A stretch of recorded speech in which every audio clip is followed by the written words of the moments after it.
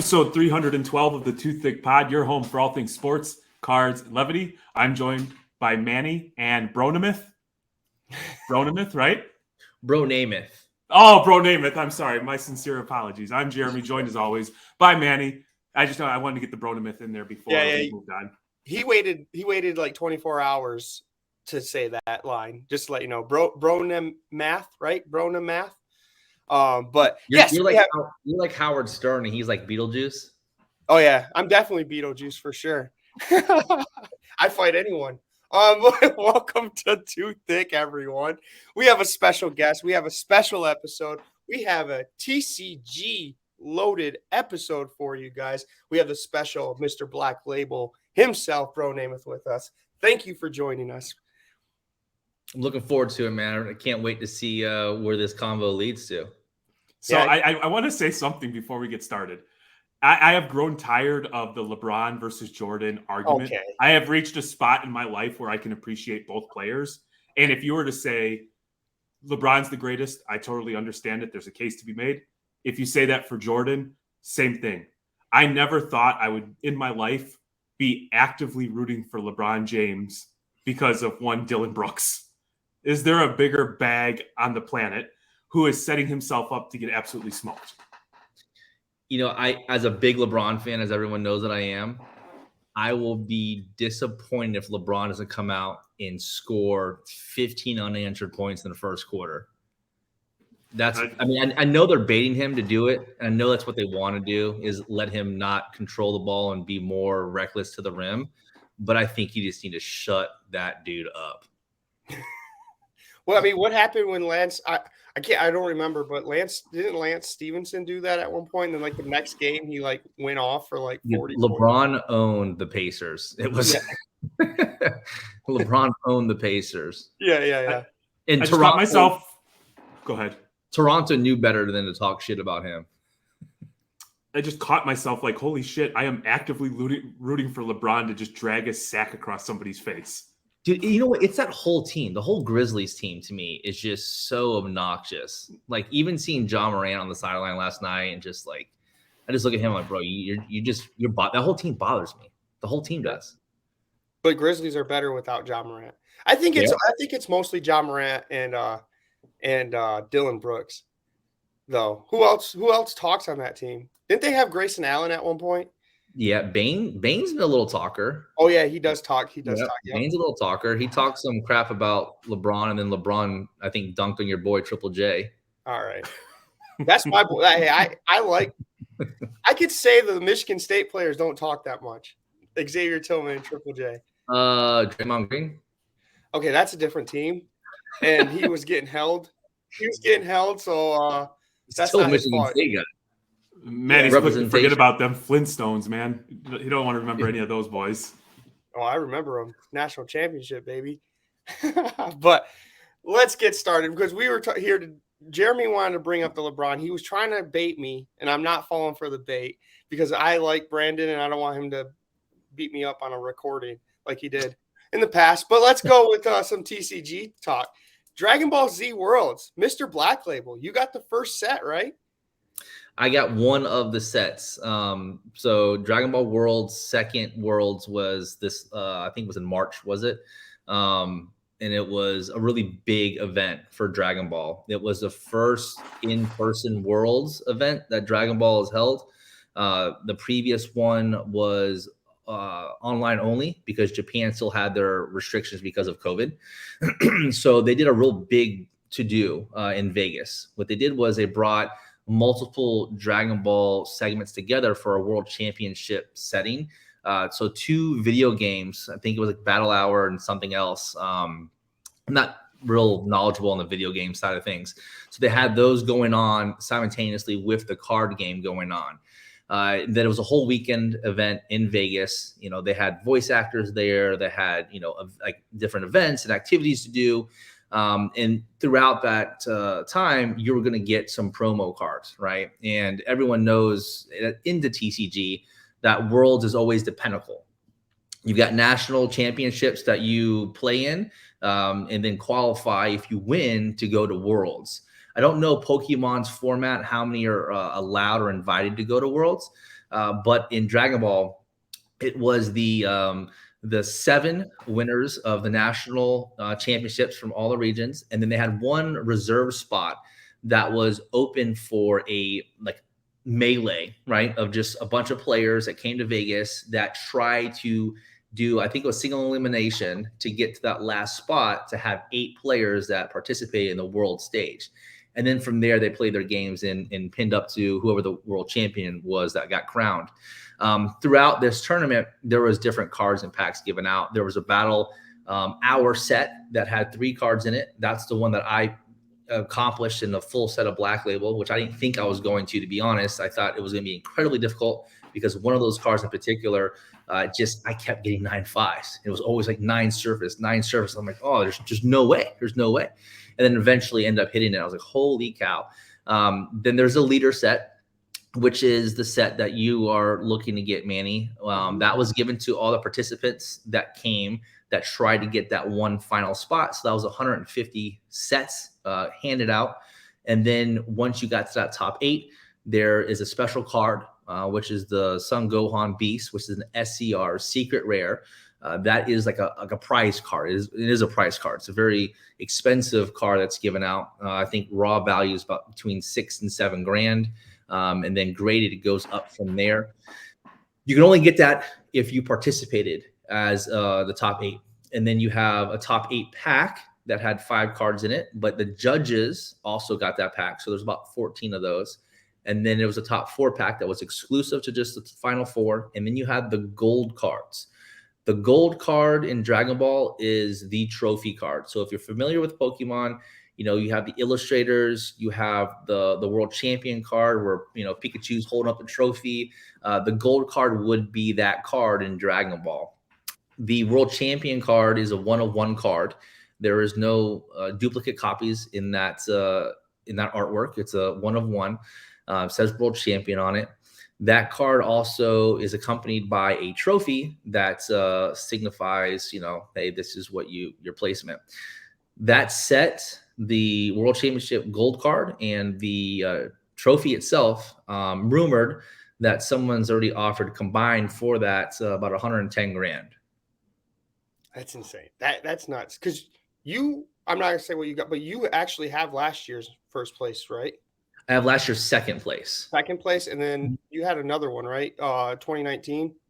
I have my collecting goals in Dragon Ball is that I have a national champion first place from each year, which was 2019, 2021, 2022. There was no 2020 because of COVID. 2018 was the first year of Dragon Ball's national championship series.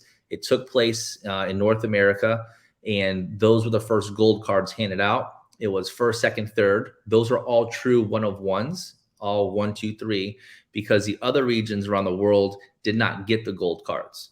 What they got were the silver cards that were top 16 and top 32. And those 3 cards are extremely rare, obviously, and coveted. They estimate those to be north of $100,000 each.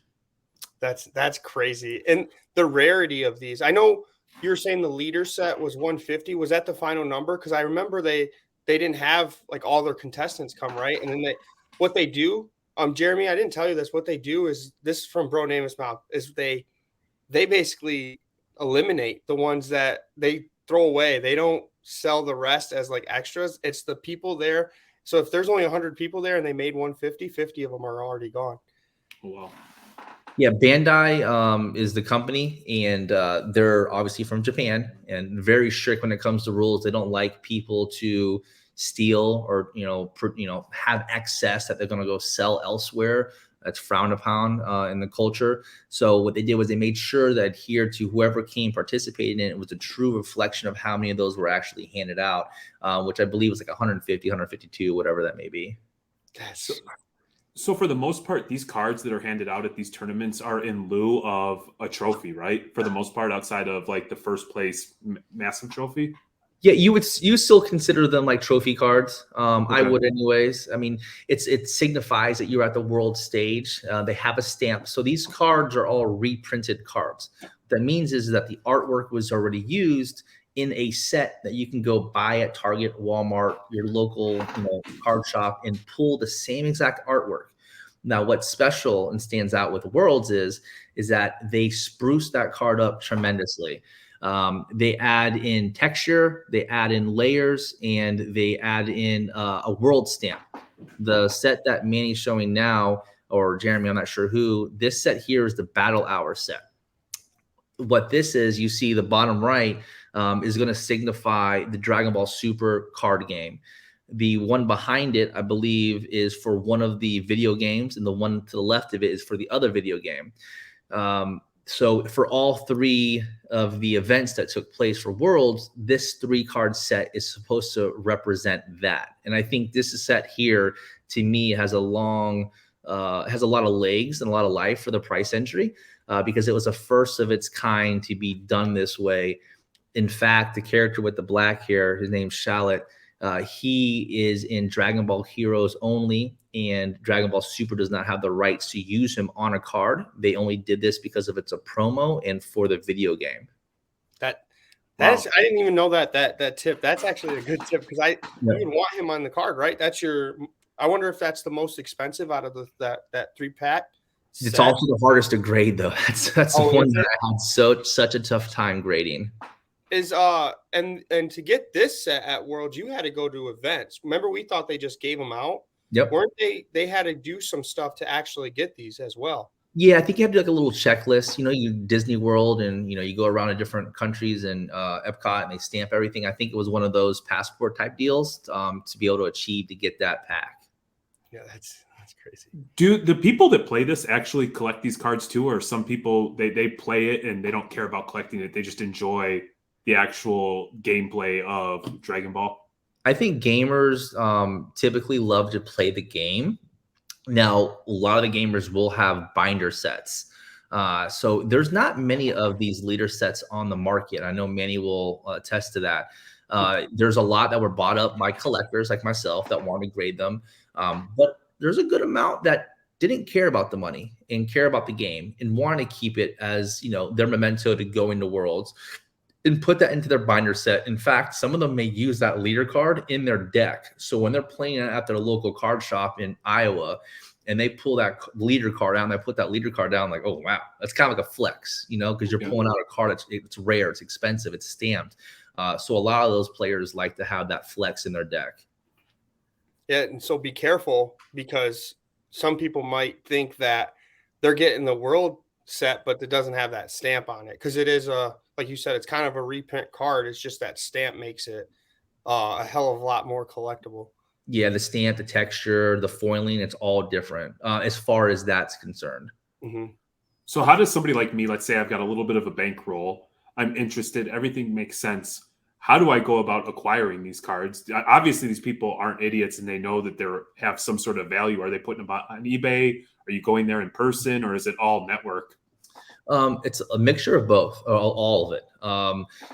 Facebook groups are the best outlets to go and connect with the players. So a lot of the players are on Facebook groups. The Dragon Ball Facebook group, like I had put you on to, Manny, they'll list them directly. So when they go to nationals, they go to Worlds, they'll get their prize cards, their trophies, whatever that may be. They'll list it up on Facebook. Your best time to buy, in my experience, is the day that event took place. It's always a gamble, right? Because you understand from sports cards that you may be first to buy and you may overpay versus the next person. With this, it was uncharted territory. So they were listing a lot of these leader sets. I was buying them for $550, $600, and now that leader set raw is $2,000. Yeah. That little set of the 3-card set I was paying $200 for. Now that set $600, and these are all raw pricing. So being the first of its kind, I always think that it's smart to understand, okay, well, there's not that much quantity out there. I'm okay with risking buying these items because I know at the end of the day, there's just not many produced, right? This isn't a Luca base prism from his set that just came out that I want to purchase it because I have to have the Luca base prism or Luca silver. This is just a completely different conversation. Well, I would imagine too, just because you've been very consistent about being first to market, that even if you did potentially overpay a little bit on the raw, you would make that up being first to market with a graded card. Yeah, I mean, my strategy is to buy as quickly as possible, to grade as quickly as possible, to try, in my theory, to try to up my chances of obtaining black labels, right? The way that I look at it is, and I can be completely wrong, I have no idea, is that first to grade, you have to assume, oh, wow, this is the first copies to come in. They're completely fresh, right? They haven't been handled. There hasn't been much handling time from when they release to when I'm getting them to grade. I think psychologically that has to play a role. I don't know. I'm not a grader. I don't know how their standards are. But if you look at the pop reports, set to set, most of your black labels are hit within the first 2 to 3 weeks that they grade. And then you'll start to see that there is a gap that widens with 10s and below from black labels. And then also a far drop from who and quantity of what's being sent in. And I fell into this trap, Jeremy, and bronamath. It was the first time me trying to buy TCG, and I learned quickly. I was always nervous, and Jeremy, I'm scared to lose, right? I'm scared to lose because I always lose. So I was scared to buy at a price because bronamath was telling me, because this is when we were in Shipshewana. I was not, if you remember, I didn't care about buying any cards at Shipshewana. I was on my phone trying to buy some Dragon Ball Z cards, and Brandan was texting me saying, all right, so this guy, we're getting him from like $600 to like an $800 range right now, and this is the first day it came out. And then Brandan was sending me to people, and they would say like 1,200. So I was like, say, can you do 800? Like I was doing like the top end of it because I thought I was overpaying. But even if I did pay that 1,200 for the leader set, like Brandan said, they're 2,000 right now. So I would have overpaid because I did see people buying it for 600. So I'm paying double the same day. So that was the tough thing to get through my head during that time frame. Well, I would imagine my suspicion would be because Brandan's done this plenty of times. He's got confidence and a little bit of experience doing this, so he felt more comfortable taking what I would say is like a calculated gamble. Yeah. That I would imagine, just like in sports cards, the next time you're in that situation with TCG, your decision making will be a little bit more clean and concise, and you'll have that ability to act fast. Yeah, the only person that I buy TCG from is Brandan, and I feel comfortable with. He'll tell me the price. I'm like, okay. So I'm always hooking you up. I know. Well, I haven't the thing is the stuff you sold me, I haven't sold yet. So you are hooking me up. I just don't sell it. Like I still have my hero cards that you got me. I still have all the Dragon Ball Z. I don't know. I like them. I've always done that though, right? Because I grade so much, and everyone's always like, "Oh, how do you get so many black labels?" Like, well, I grade a shit ton of cards. So when I get what I want black label wise, I sell some others and make profit, and then I may have some outliers that I just haven't sold yet. And I'm like, you know what? Hey, Manny, do you want to buy these? And it's a great deal. I've always done this starter pack, right? Like they used to say back in the day when I've had some different interviews, like the starter pack I would do. And I've always been one to do that. Like I don't need to make money all the time on all the cards. I do well enough. And realistically, I have more passion for the Dragon Ball. So I'm really trying to collect certain things. And I know that if I grade it, it's far cheaper than me having to pay for the black labels, which I pay for a lot. And he's right about the starter pack, because the last time we had you on, I bought a card, ended up coming with like more than the one card, and I already sold them joints, and I graded everything that was raw. So if you have a card for $1,000 right now, Jeremy will buy it. He doesn't even care what it is. If you want $1,000, Brandan, right now. No, I think it's cool. Like it is a different territory, but the community of TCG too is way different than the sports card community. And I kind of told Jeremy this. The TCG people, it's like a family. Everyone knows everyone, and everyone treats you kind of like with respect. I bought some cards from a guy from Australia that Brandan teaches. And the funny thing is, Jeremy, you say Brandan sent me. They're like, oh, Brandon's my boy, and then gives me I'll take 500 off. I'm like, you don't have to do that. I get it, but thank you. But that's how the community is. Everyone's trying to look out for everyone because it's mostly a collector base rather than a flip base right now. One of the things I've noticed over the years that there's far less jealousy in TCG, whereas sports cards there's a lot of toxicity that stems from jealousy. Mm-hmm. Brandan's been on with a few people talking TCG, and so I went back and watched the lives, and then as a result, I follow those people and I try to tune in and watch their lives and just get, just consume that stuff and try to get educated. But the one thing that was very apparent to me is everybody seems very warm and welcoming. Like I would have no problem shooting them a DM and asking them a question. And I feel like that they would respond accordingly. Where in like the sports card, it's like hit or miss. People are either like the nicest or they're an asshole and they hate you for bothering them, or it's beneath them. No, I agree, dude. I mean, there's just so much information, and I think most people are willing to divulge information. No one is, at least in my experience, no one's trying to beat someone up. I just haven't seen it. And, of course, there may be a really rare card. Someone's very firm on pricing, which that's natural. But there's no one out there trying to scam you and say, hey, Jeremy, I'm going to sell you this card because it's the lowest pop card in the world. You don't get that sleazy sales pitch that you get in sports cards. Yeah, and there's like one guy in particular that I follow, and you showed me, and you're personal friends with him, Brandan, is Ginger Fusion. The guy, no matter what card on his eBay, Jeremy, if you want like deals, like he says that he wants the market to decide. Starts his auctions at $1 any card. Like he'll start it at $1 wherever it goes, it goes. So I highly recommend following him if you're in the Instagram game. Yeah, Robbie is his name. Ginger's a really good follow. He is a gamer, so he's someone that travels around the world to play TCG games.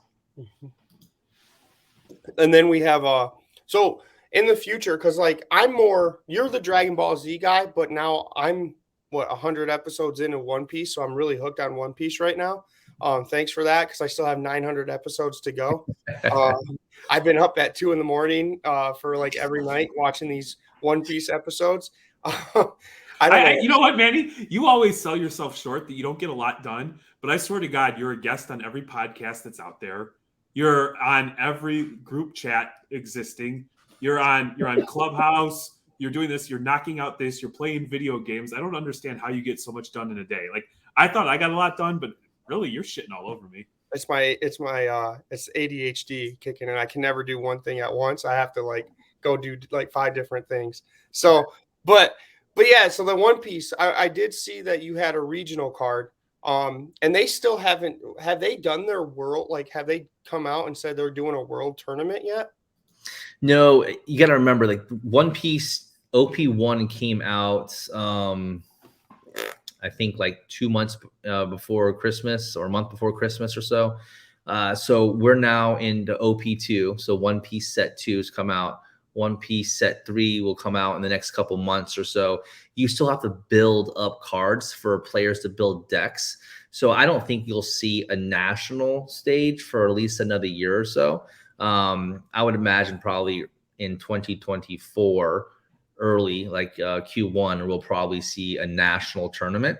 There's a bunch of regionals that are happening, which are really good price cards that come from there, like serial numbered cards or championship cards. That there is the top prize. That was the regional Treasure Cup prize that was given out. They're using that card. You see it's serial numbered out of 700. They're not flooding the market all at once with 700 copies. They're using that card as the prize card for different tournaments throughout the year.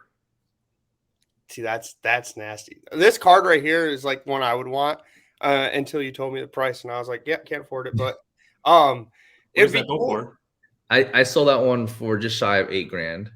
It is a sick card, like the skull and crossbones, and then like the vertical text, and it looks like it's a textured card too. Like yeah, it's tough to see. Yeah, they're sick, man. One Piece cards, the artwork is never the same, right? So you may have a character, Luffy, that looks one way in art, and then you'll have him in another card. The art looks completely different. He looks more menacing, a little bit darker. He looks childish in that one there. That's like his classic look. they do a really good job with mixing up the artwork and having different artists do different cards, kind of like what Pokemon's gone to now with their art, which, you know, changes around.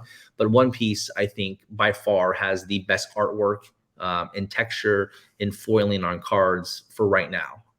It's awesome. I want a Zoro, a nasty Zoro card. And I saw that. I don't know if it's OPO3, because Jeremy, there is, and the viewers watching, there's a Japanese version, then there's the English version, and they're the same cards. And I know, Jeremy, you had a STEM question off that subject, the Japanese and English. But I think there's a Zoro like leader card that is nasty. I might have to try to go grab just to collect. So yeah, Manny it was told to me that the Japanese version comes out first, followed by the English version. Then he asked me, what do you think collectors covet? And so I naturally thought it was the Japanese version. Manny told me I was wrong. I was horseshit again. It's the English version that collectors want.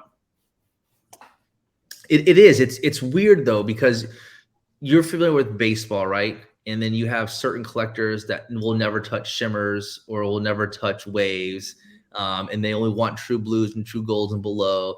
Like, so every collector has their different desired piece to collect. For One Piece and for Dragon Ball doesn't have a Japanese set. They only have an English set that comes out. I think maybe they do some in French every so once in a while. They have Dragon Ball Heroes over in Japan that's in Japanese, but the price disparity between the two, it's Dragon Ball Super in English. One Piece does well in Japanese, but when English comes out, Japanese pricing goes down. The English far exceed the Japanese pricing.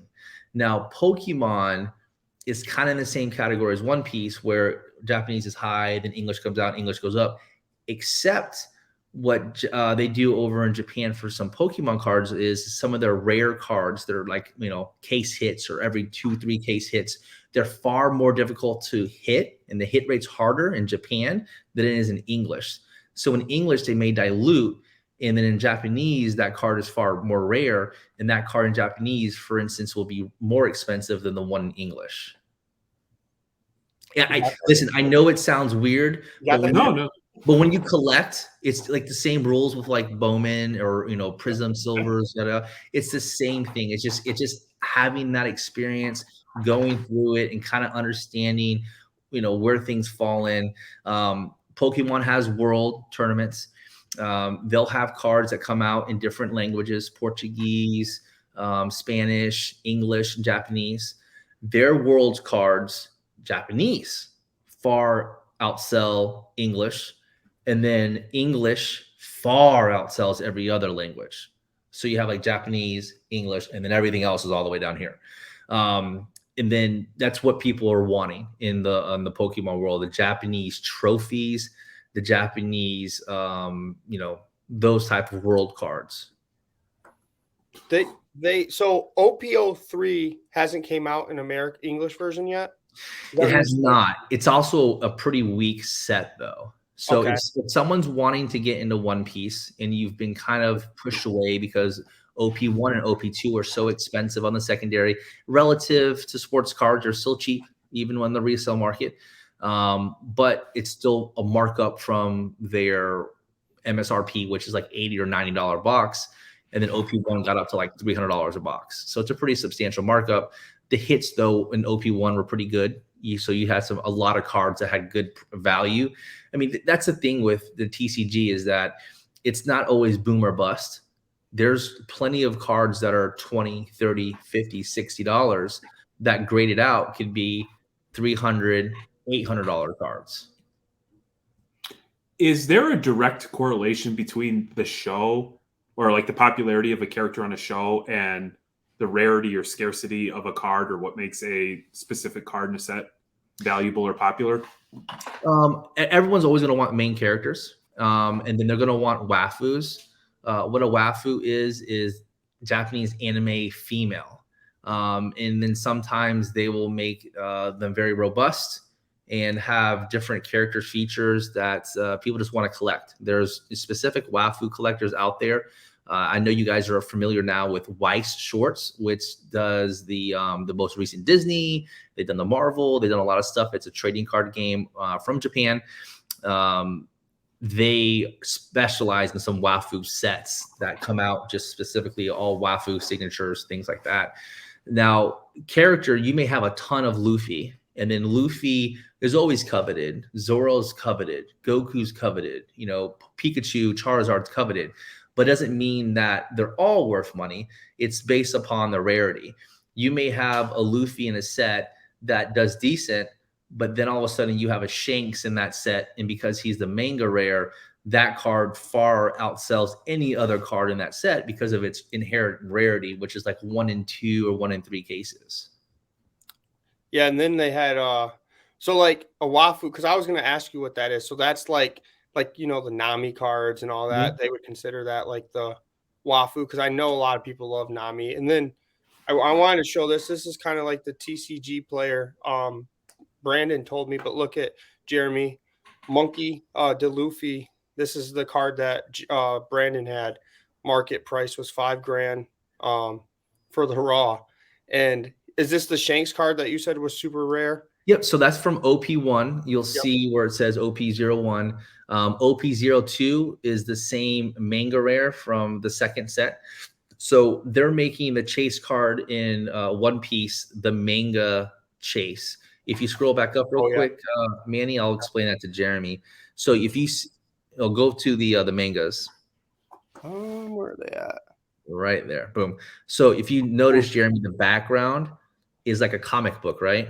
Yeah. Yep. And that comic book would be what a manga is over in Japan.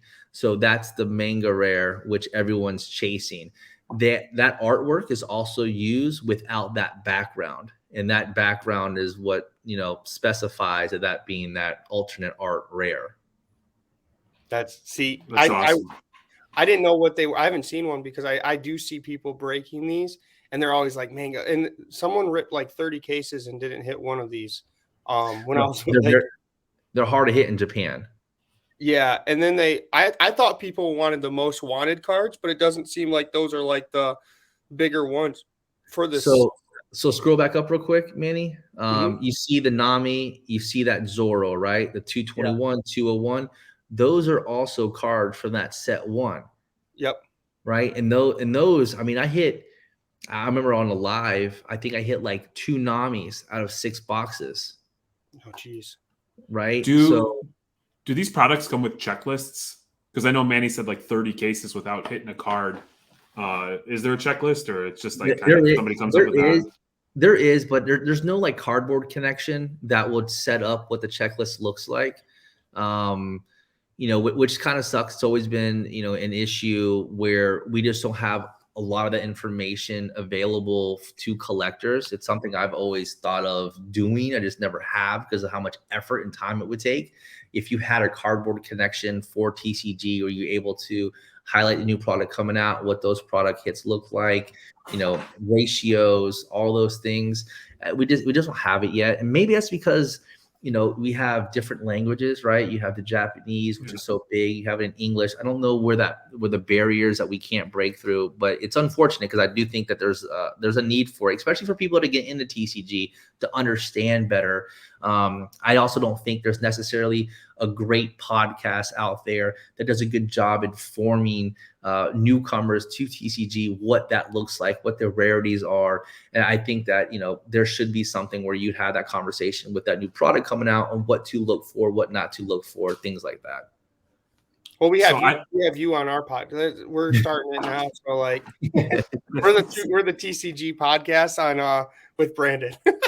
Speak of TCG. Yeah. Well, like just even you explaining like collectors when you used shimmers and rays, that instantly resonated with me, and I knew exactly what you meant, because there are Bowman collectors that aren't going to touch those parallels no matter what. So I do think like if there was somewhere where you could capture some more knowledge or get a better understanding, like what you're doing, I'm sure it'll have a positive impact on a lot of people, because it's kind of confusing, especially if you're not familiar with the show or just getting into it.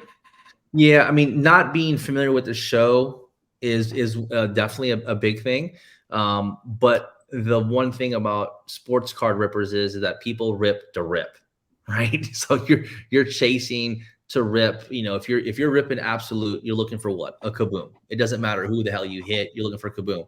If you're ripping One Piece, maybe your kaboom is the manga that you're looking for, right? It's the same type of concept. And then you're gonna have your rarity. So if you want to pull that TCG player up real quick, so I can at least show what an example looks like, Manny, of how to find and locate the rarities. I think a lot of people that are ripping like Pokemon with their kids or One Piece with their kids, they get from Walmart, they don't know what to look for. There you go. You can click on really any of them. Like right here? Yeah, scroll down. Scroll down. Let's click on the Nami. All right. And then... So I sold her in Black Label, I think, for like $1,200. That's insane. Because I mean, she has the, like you said, Wafu power, kind of power, right? With her. Yeah. Well, what's really cool with One Piece is that their females in One Piece all are really powerful and actually contribute along the storylines. Where in like Dragon Ball, the women don't necessarily have that same storyline as One Piece does. One Piece does a really good job with character development. That's why so many people love One Piece, is that Nami gets a whole arc of like 15 to 20 episodes of a background story to Nami, who Nami is, what her power is, seeing her cry, like the devotion to the team members in the pirate crew. Like there's so much development that goes in One Piece. That's why people that watch it, people watch it. You know, I was talking to Fryer Sports the other day. His uncle was like 48, 50 years old, whatever it may be. And he was talking to Rob about One Piece. And he's still current on One Piece because he grew up, you know, watching One Piece. But if you can click on it real quick and blow it up, the card, or can you not? Just the bottom right corner. So if you look on all the TCG cards, you're going to have bottom right, like our right. You're going to have the numbering there. That's going to let you know that that's a rare, right? But that artwork is alternate artwork. So it's the parallel. It's a full art, right? So if there's going to be a rare of her, Nami, that won't have the entire card with artwork, you know that that's just your base rare. When you hit a card that has a full art from top to bottom, side to side, you know that's going to be an alternate art. That same thing applies to Pokemon. Pokemon really started the alternate arts recently, probably like 10, 15 years ago. Now that's what you're chasing, is the alternate art from your regular set. What alternate art means is it's completely different artwork, completely different. The language on the card is exactly the same. So the power levels, the card number, all the script in there, what color code the card is to play in your deck is exactly the same to what a base rare is. The only difference is the artwork, texture, foiling, everything's different about the card. And that's something that's good to know, because Jeremy ripped some Dragon Ball Z that he found at Target when we were with him. And he's like, how do I know which one is rare? So he just sent the whole box to you. And it was like, which ones do I keep? So if you want to go to Dragon Ball real quick, yeah, and then I can show some Dragon Ball examples. I was like, I pay for all these apps to scan these damn cards, and none of them are giving me the answer I'm looking for. But to your point, though, it was a lot of fun to rip, and like the quality of the card and the artwork is disgusting on them. Like, look at this. Yeah, that is nasty. All right, so you're always going to see with TCG what the card is, set, number, and the rarity is going to be bottom right, bottom left somewhere, right? You'll see here it's what, TB01 SCR, I think it is. Yep. So that's the set. That's the TB01. SCR is secret rare. In Dragon Ball, back in the day, you got one secret rare a case of 12 boxes. So it was a very hard hit to hit. As of late, I think they do like 2 secret rares a case. So they expanded, but it's not the same art. You're not going to get duplicates. They may have 3 secret rares in a set. You're going to hit 2 in the case. That secret rare is like one of the holy grails in Dragon Ball. This here is a GDR. You see the language at the bottom right now says GDR versus secret rare. GDR means God rare. That is 1 in 4 cases. The foiling's way different. The card artwork is spectacular. It's a beautiful, beautiful parallel in hand. Again, you'll see what number that card is of the set and what set number that card is followed along with the GDR. So anytime that you're looking for what the parallel is in Dragon Ball, GDR is your rarest, God rare. Secret rare falls in right underneath that. Then SPR, then SR, and everything else is kind of like, whatever. Comments, yeah. Yeah. Did they? And each like type of anime, I would say, is different, right? Because this My Hero I have is XSR. Yes, which is their secret rare. Okay, so that's like this one. Yeah, that would be yes, because in you have the XR and you have the XSR, and the XSR would be comparable to a God rare as far as hits are concerned. Okay, so mine technically, if you want to compare it, because I was always trying to explain it to Jeremy, because he looked at the card and I was like, the only way I could tell is I was like, there's Japanese writing right here. Yeah, and that's really the only difference is that they added that Japanese script there. Yeah. To differentiate from the XR, which is 1 a case, and then the XSR is 1 in 4 cases or 1 in 6 cases. I can't remember the hit ratio, but that's just for one of the characters. There's 2 characters, so realistically, it's like 1 in every 8 or 1 in every 12 to hit a specific character. Is it safe or not safe? That's probably the wrong word. That website we were just on, I saw all those cards available for sale. Do people buy from there and grade off of that? Yeah, or so TCG Player, for those who are wanting to get into TCG space, TCG Player has been around forever. It's similar to like your ComC, but these sellers here most of the time are local card shops, right? Okay. They have accounts with TCG Player. No, not you, Jeremy, not me. We can't go on TCG Player and sell. You have to be a registered business. You have to have, I believe, a physical location to be able to sell on TCG Player. Yeah, look at that card, Manny. Yeah, that's yours, isn't it? Yeah, that's that came in a 3-card set. Look how much that is by itself. Yeah. So the thing though with buying on TCG Player, you're gonna see click on the Gohan right there. And scroll down. Keep scrolling. Oh. You're going to see different options here. You see it says near mint, near mint, near mint. So that means that card is pack pulled near mint. If the card had some wear and tear to it, then it would be called LP, which is lightly played. Okay. Now, if the card was an old Magic card that someone had in his deck from the 1990s that played a crap ton with it, that's going to say heavily played. Okay. So the way that you understand the condition is heavily played, lightly played, and then near mint. There is no near mint. They're just saying, hey, listen, this card, I think what near mint is like what a PSA 8 or something. This card is a near mint. Most of these guys don't understand the grading scale and how things work. They're just letting you know it's pack pulled. They're not telling you it's a guarantee. You're not going to be able to see the card. So you're just buying the card based off of pricing, and you're kind of hoping the card looks good. I used to buy off a TCG Player a ton. I have purchased, right? Huh? You black labeled off TCG. Yeah, absolutely, yeah. What happens is that when a new set comes out, some of these card shops will rip the product. Okay, they'll rip 5, 6 cases of a new product. Why? Because they're going to break them out and then sell the cards individually on TCG Player because they know that Sam in Nebraska wants to build a deck and he wants to buy specific cards for his deck.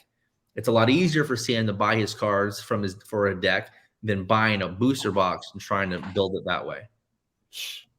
You know what's crazy is, like, I know you've told me this, and I know I've told Jeremy, but I want to tell the people, like, for sports cards, you pay $800 for Prism. It just came out, Prism Basketball, for 1 box, hobby box.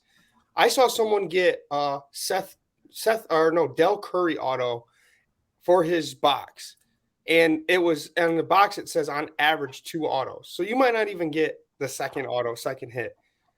TCG, you could buy a case for like $800 to $1,000 or $1,200. Let's just say $700 to $1,200. You get 4 hits. You get 4 of like the Thicc, or would it be SCRs or so, 2 or 4? So you actually get more in the English than you Okay. do Japanese. So the Japanese you do, but in English you get more hits. Okay. And those, like we were just watching, are like, say the boxes come out, like say you pay $800, it comes out to like there's 12 in the box, and it comes out to like $70 to $90 a box, right? One of those cards, one of the hits are like $70. You're getting your money off the box.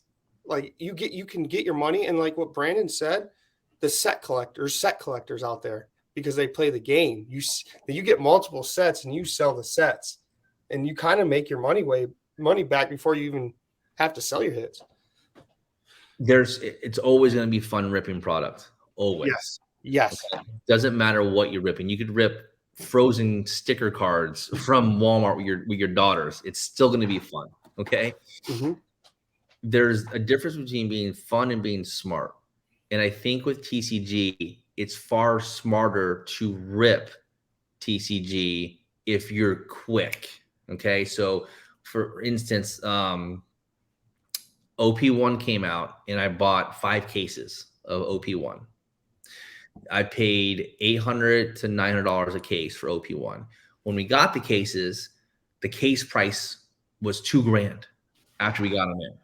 So now you have to weigh out. Okay, there's a decision we have to make.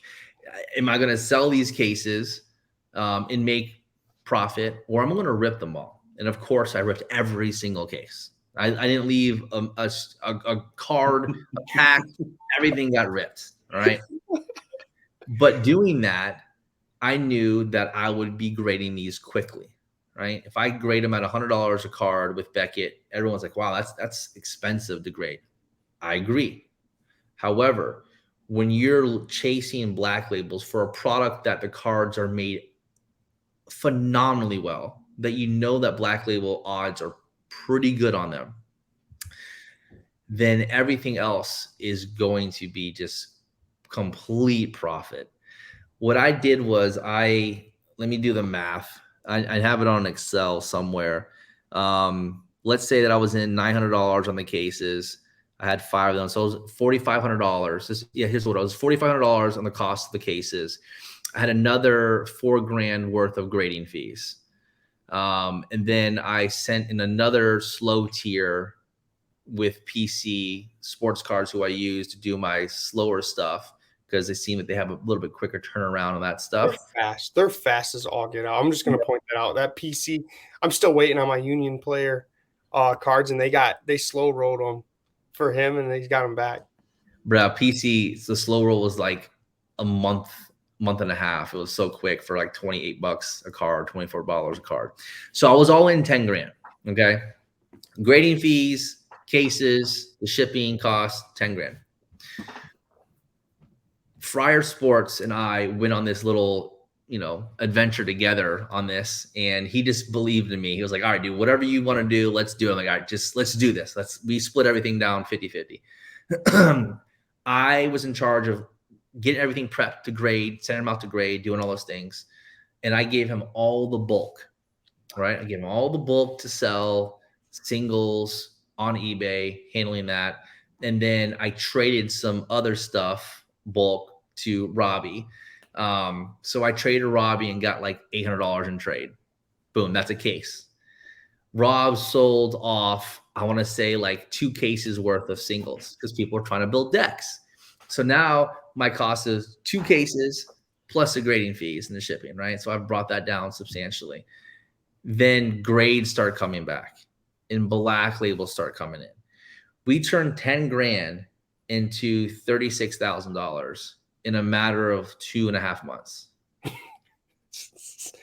And it was so much fun, because when the slow roll stuff came back that were not black labels, I don't want to hold on to that stuff. I don't want to really have to like nickel and dime selling the BGS 10 gold and like 9.5s on eBay. So I will reach out to some people that have reached out to me that want to buy bulk from me.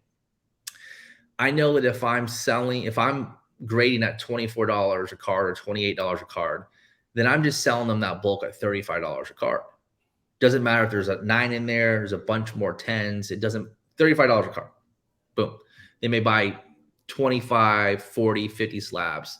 That covers my grading fees on those cards. It gives me more money that I can offset the other grading fees. And then the black labels or something that's really hard to hit a 10 that I retained, those are what I'm selling, and that's where all my profit is. So the black labels do extremely well. We're talking about a card that does $1,200, $1,000, $800, $700, all in that range. And there's multiple of those black labels that do that. And then the BGS 10s that I have on the quick return, those I will sell singles because those are mostly the ones that have more value raw. But the ones that come in a slower world, those are not the ones that are $60, $70 raw. Those are more like the $10, $15, $20 cards raw. But believe it or not, a $10, $15, $20 card raw card as a black label can get you $250, $300.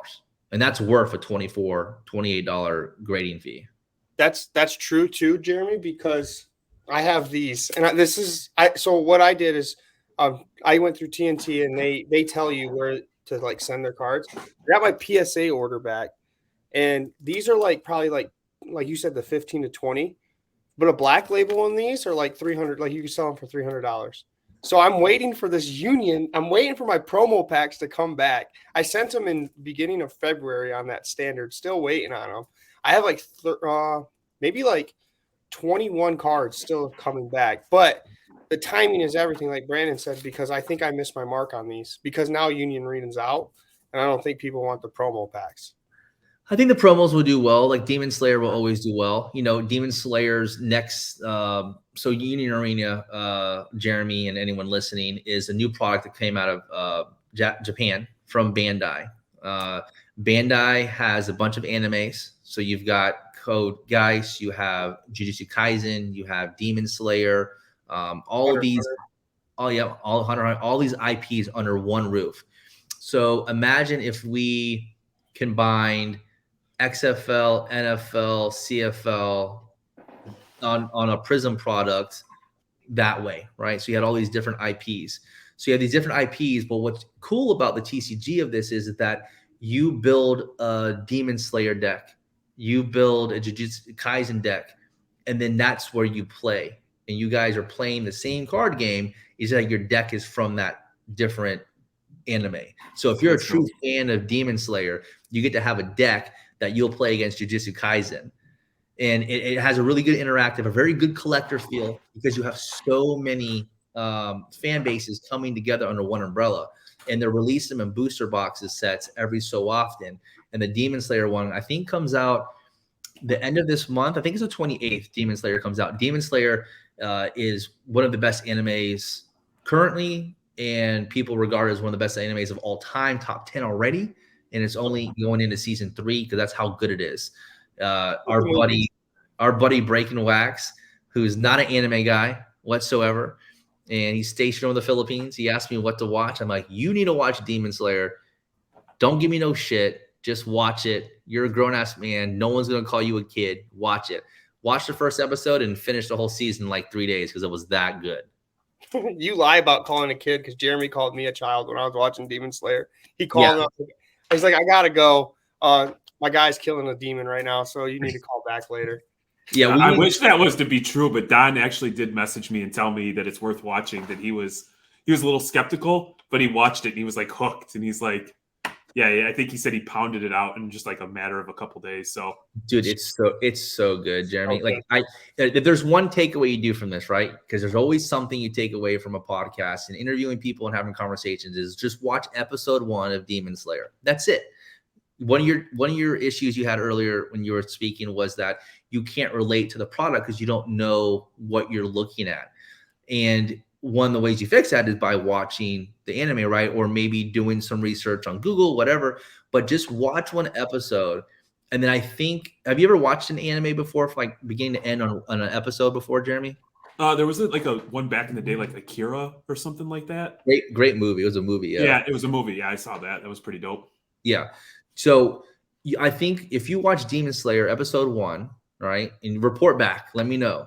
Book report. If you don't feel some type of emotion or connection to just one episode, then maybe anime is not for you, because I always tell people you have to give anime like 2 to 3 episodes into a show before you kind of get into it, like One Piece. But Demon Slayer is out the gate. Like, you watch it, you're like, oh my God, this is good. You can't stop watching it. Yeah. But if you don't feel that way, then maybe anime 100% is not for you. Yeah. So next time we get together and we chat again, I'll have knocked out. I'll be up to season 3 or wherever we're at. I'll be able to speak on it. I'll come over. That's my commitment. All right, you heard it here first. Yeah. On Thicc Podcast, Jeremy, Reckless Cards, Demon Slayer, episode 1 is going down. Yes, he's gonna watch it. He's gonna send a picture to us tonight watching it. I'll give you what's going to happen is I'm going to fall in love, and then the rest of my life is going to fall apart because I went down this rabbit hole, because I have a tendency to do that when I like something. No, dude, you know the reason why I'm telling you to do this is because the booster set from Union Arena comes out in 8 days. So if you watch episode 1, maybe 2, 3, 4, then you're going to decide, this is pretty sick. Maybe this, I get the hype. Maybe I should buy a couple booster boxes and just rip it for the hell of it and see what happens. No, and you know what? I think. Go ahead, Manny. No, I was gonna say I like it so much that I met this guy through Bronamath, Southside Supply. I've been buying his Demon Slayer. You know, he made me. He sent me I got 2 shirts coming. Let's just say that. And one's Demon Slayer. So I have like 5 shirts of Demon Slayer from that guy now. He's in Japan right now. I know, he's hustling. He's slinging teas from here in Japan. Yeah. I do know, like, one thing that, you know, I've seen a total difference with Manny is he's just having so much fun with it, and he seems sincerely happy. And I think that can't be lost, because some people get so focused on the money. While it's important, you know, to sustain being in this space and to make a couple bucks, that's great. Like, the pure happiness. You know, a year and a half ago, Manny wasn't very happy. He had a bunch of cards. He wasn't quite sure what to do. And just as a human being, he's in a better headspace and having a lot of fun. And Manny really gravitates towards the relationships. And so I know that just even that community outside of sports cards has just been like a tremendous value add to him and his mental health and his pocketbook too. I needed some mental health. I appreciate calling Jeremy for like 30 minutes and then calling Bronamath for like an hour, just talking like TCGs that come out. So just a little sprinkle of TCG sauce. Yeah, exactly. Like, because he's like schooling me for like a straight hour. You need to get this. I do appreciate it. I call him and he's always out. You know how you two, Jeremy's the same way. You guys are always busy. So the time I get, I'm like, I appreciate it. So I do. I always give you time, Manny. No, it's fine. So I do want to, like, in like, what's appealing to me about TCG though is the value proposition. Like, this past weekend, I ripped a box of Panini One. It was like $510, $515 for one card. I pulled a $14 Trey Sermon, and the quality, it was an encased card, and the quality was shit. So you've got 2 ways to approach TCG. Completely from a investor standpoint, because the price entry is so cheap to rip, right? The cards grade better. So if you're looking from an investment standpoint, you 100% have that. It's easy. It's there. It's 100% there. And then you have the true collector side of it. I'm a big Dragon Ball guy. I love Dragon Ball. Dragon Ball is my favorite anime of all time. I grew up with it. I have a connection to it. I read the mangas still. It's one of my favorite things ever. I have also one of the largest Dragon Ball collections in the world, probably just shy of $400,000. It's a ton. If all that lost value tomorrow, would it hurt me? I'd be like, shit, that kind of sucks. I spent a lot of money on this. But at the end of the day, it's something that I truly love and have passion for. If they became worthless, I would put them into my library in my office here at the house, and I'd display all of them, because it wouldn't hurt me if someone came into my house and stole them. Right now, they're in my safe, so I go in my safe, I kid you not, once or twice a day and pull out some of my cards and look at them, because I truly love the cards that much. I just love everything about it. So you have to collect a true collector's standpoint, and then you also have an investor standpoint. So if you went into something not knowing anything about it, I still think you can make a lot of money in the space, because there's true collectors out there buying these cards that want a complete black label sets, that want a BGS 10 gold label set, or maybe just want a 9.5 because they truly want the card, right? They want to have that displayed in their house. There's so much more of that than in sports, where people are always saying, well, listen, if it's not a PSA 10, I don't want the damn thing. Because I'm not going to be able to sell it to the next guy at the card show that I'm going to. Yep. And the next guy that buys it only wants to buy it because he wants to flip it to the next person. It is crazy. I think, Jeremy, if you like anime, though, it makes it so much better. Because I tried to do it before watching Demon Slayer, My Hero, and I was like, oh, this is all right. But once I start watching anime, I'm like, I got to get these cards. I'm like, I get it. It's kind of like sports, right? It's like your PC players. But with anime, there's no PC players. You like all the characters. There's some that you're like, yeah, he's a dickbag. I don't want to collect him. You used to be an anime PC person all around, you know? Oh, I am. Yeah, for sure. I shouldn't have started One Piece, though, because I screwed myself. One Piece is done so well because the storyline is very intricate. There's so many characters. There's so much development. Jeremy's probably like, what are you talking about? One Piece, Luffy, that card earlier, that top prize card that we said that I had sold for like $8,000, just shy of. He's the main character. He lives in a world like Earth, whatever, that he wants to become the king of the pirates, right? So you have the whole pirate setting where people will ransack, and you have who he is as a person, who's a genuine person that wants to protect people, but also just wants to become king of the pirates. And then you have a navy, which is like the government that's trying to, intercede and mess up with the pirates, that, those bounties that get placed on their heads. And you're watching this kid go around to different places and pick up people to be part of his crew and his pirate crew that are not pirates. They're not, going and ransacking from poor people and, stealing. They're doing so much good along the way that they, the storyline is just really, really good. It's done really well. It gets so much better as it goes on. I thought the same way, man, because it was old, man. It's like 80s, not early 90s. So you watch the first season, you're like, man, this is really grainy and kiddie, and but then as it goes along, it's far more adult-like, and where it's because you're moving on with generations. And as those people grow up, the storylines start to change a little bit. The same thing with Dragon Ball. Dragon Ball season 1 was very kiddie-like, right? And then I think when there was like an 8-year or 10-year hiatus and it came back, now we have to appeal to this generation, what they like now. And it was far more fighting. There was a lot of blood and a lot of this stuff. And then it went to the next generation. So I think as years go along, these animes also evolve. I think the one that comes out the gate is Demon Slayer. Demon Slayer just comes out the gate just absolutely emotional. It connects you to characters. It pulls you in. The stories are really good. Demon Slayer is one of those things that you watch, you're just like, holy shit, this is really good. The storytelling. I think I read something that people that create movies jack the anime and make their own movies through those storylines. Yeah, Death Note was a really good anime. I think they made like a live action show or movie on Netflix based off of Death Note. Death Note was a kid in high school, one of the smartest kids in Japan, ends up finding this notebook, and this notebook is a notebook where you write down someone's name and that person will die within 10 minutes.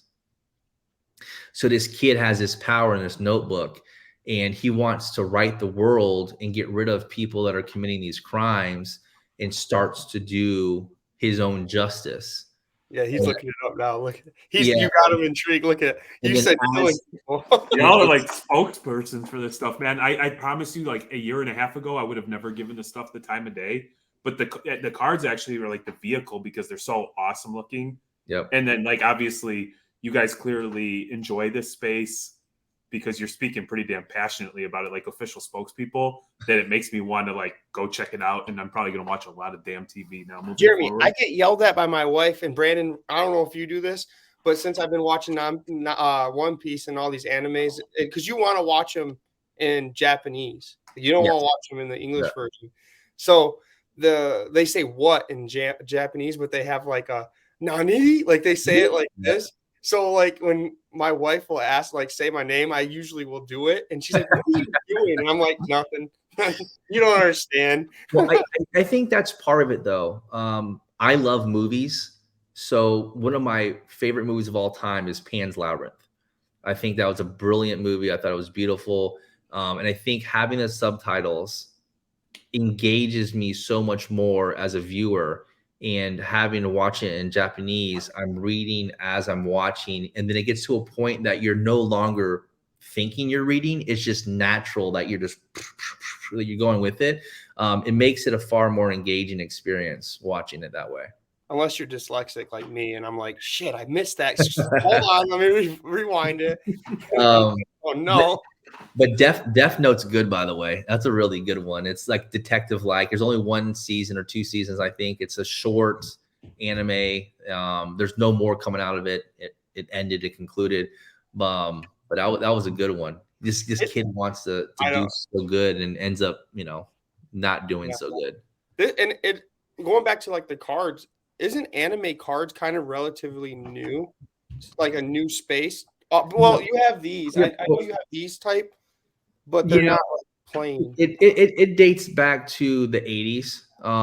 So those visual adventure cards, I think, are 94, 95, which are really cool cards.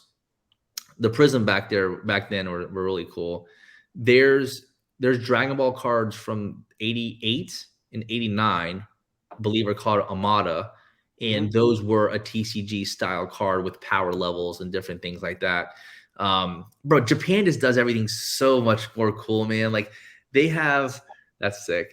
In Japan, back in the 80s and early 90s, their subway cards to get on the subway passes were actual like Dragon Ball cards. They had some that were Dragon Ball cards, and they had some that were One Piece cards.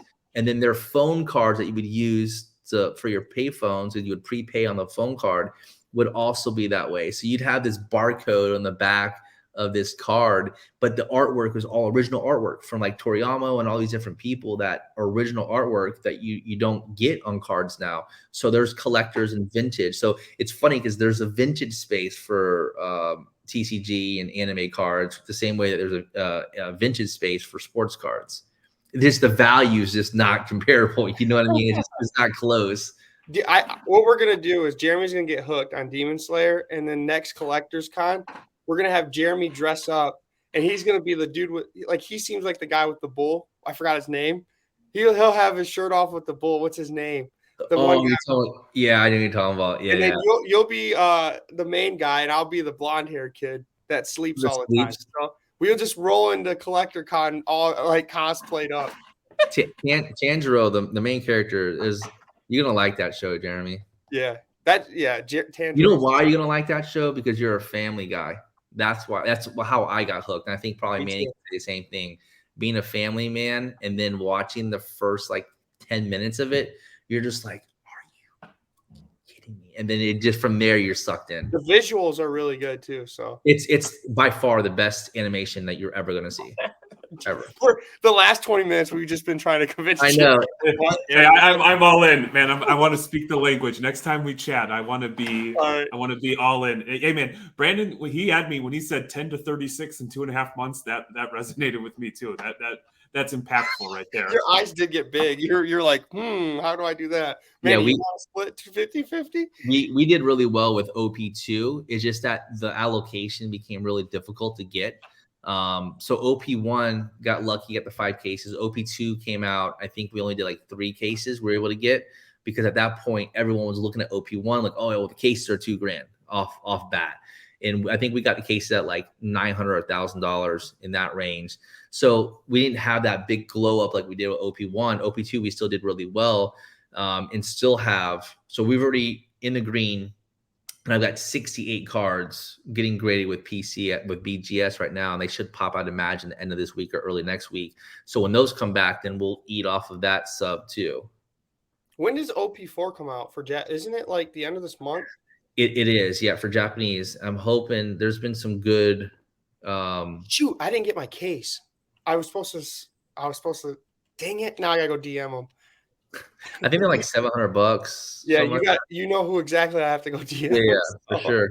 I gotta go DM and get a couple cases. Yeah, I mean, I get like 1 case. It'd be fun to rip. You know, I wouldn't go crazy with Japanese stuff, because once the English stuff comes out, like the pricing completely changes for One Piece is what I've noticed. So I get one case just to rip it, try to get, really lucky. If you get the manga in there, you're looking at your case is covered, then everything else is extra. And then obviously try to grade as quickly as possible, any of the big hits. Mm-hmm. So I know we're over an hour. I can keep going, Jeremy. So I don't want to take Brandon's time. This is why we have to have Brandan on again, because this is like, as you can see, this is kind of truly what I like now, because I went from the sports. I do love sports cards, but like my heart right now is on anime and TCG cards. So I do appreciate you coming on. Yeah, I mean, representing some anime here. I was gonna wear mine, but I had to represent Don Breaking Wax with the nice in the hat. So Flow Motion out there. I'm hoping that he gives me a sponsorship here shortly. He sponsors Thicc, so that's kind of my game plan. Maybe I should talk to him. Hell yeah, that'd be nice. I mean, we're sponsoring him with tax dollars, so I mean, yeah. the least he can do. 5-course dinners every night. Must be nice. I know lobster. I'm eating rice cakes with peanut butter. Fucking tattoos. You're still like, you haven't had any alcohol this year, right? Nope. I've been dry since Christmas Day. The Nationals about to be lit. Yeah. I got all that behind me, just sitting there. Yeah. Just looking. I had a glass of Cab at mint because I hadn't drank since like New Year's Eve. And I went from 0 to 60 like real quick. I'm like, oh yeah, Courtney told me.